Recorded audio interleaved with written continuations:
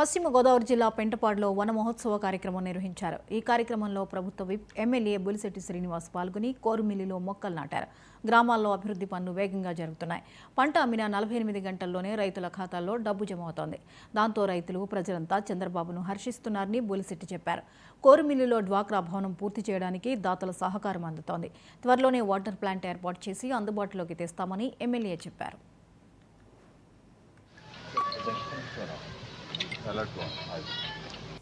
మేము ఎలక్షన్కి వచ్చినప్పుడు కోరుమిల్లి రావడానికి ఎలా వెళ్ళాలని ఒక పైలట్ని పంపించి ఓ మోటార్ సైకిల్ మీద వెళ్ళి ఏ రోడ్డు అయితే కారు వెళ్తుందని చూసే పరిస్థితి నుంచి ఈరోజు ఈ కోరుమిల్లి గ్రామానికే కాకుండా ఇటు చింతపల్లి నుంచి మేనువల్లూరు కూడా రోడ్డు వేసే కార్యక్రమం ఇవాళ చేపట్టడం మీకు తెలుసు.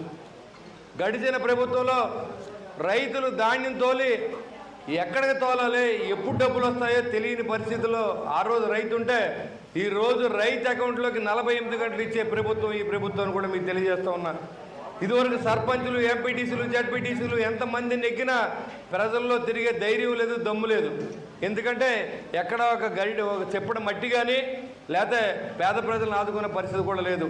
ఎస్సీ ఎస్టీ సప్లై నిధులు కూడా దోచుకున్నటువంటి ప్రభుత్వం. మరి ఈరోజు చంద్రబాబు నాయుడు గారు వచ్చిన తర్వాత పవన్ కళ్యాణ్ గారు ఆశయాలతో ప్రతి గ్రామాన్ని గ్రామ స్వరాజ్యం రావాలి, ప్రతి గ్రామం బాగుంటేనే పట్టణాలు బాగుంటాయి, పట్టణాలు బాగుంటేనే రాష్ట్రం బాగుంటుంది ఆలోచనతో చేసిన వ్యక్తి పవన్ కళ్యాణ్ గారు. ఇవాళ ఎక్కడైనా బయట ఒక సర్పంచ్గా వెళ్ళి చెప్పాలంటే వాళ్ళ రోడ్డు మేము వేయించామని చెప్పుకునే అవకాశం ఇచ్చిన ప్రభుత్వం ఇది. గత ప్రభుత్వం మీరు చేయలేరు, మళ్ళీ ఇప్పుడు చేస్తే విమర్శలు చేస్తూ ఉంటారు. మరి ఎందుకో నాకు అర్థం అవదు. ఈ గ్రామంలో P4లో భాగంగా చంద్రబాబు నాయుడు ఏదైతే ఆశించారో ఈ గ్రామం ముందంజలో ఉందని నేను తెలియజేస్తా ఉన్నా. ఎందుకంటే ఈ డ్వాక్రా భవనం నిర్మాణానికి మరి సుండూరి సుబ్బారావు గారు కుమారులు మరి దాదాపుగా 2,25,000 ఖర్చు పెట్టి అసంపూర్తిగా ఉన్న ఈ భవనాన్ని మళ్ళీ అలంకరించి ఇది ప్రజల వినియోగంలో తెచ్చినందుకు వారి కుటుంబాన్ని కూడా మీరందరూ ఆశీర్వదించాలని చెప్పి నేను కోరుతా ఉన్నా. మరి అదేవిధంగా ఇక్కడ వాటర్ ప్లాంట్ ఒకటి పెట్టించడం జరిగింది. అనకాపల్లిలో దివంగత రాజశేఖర్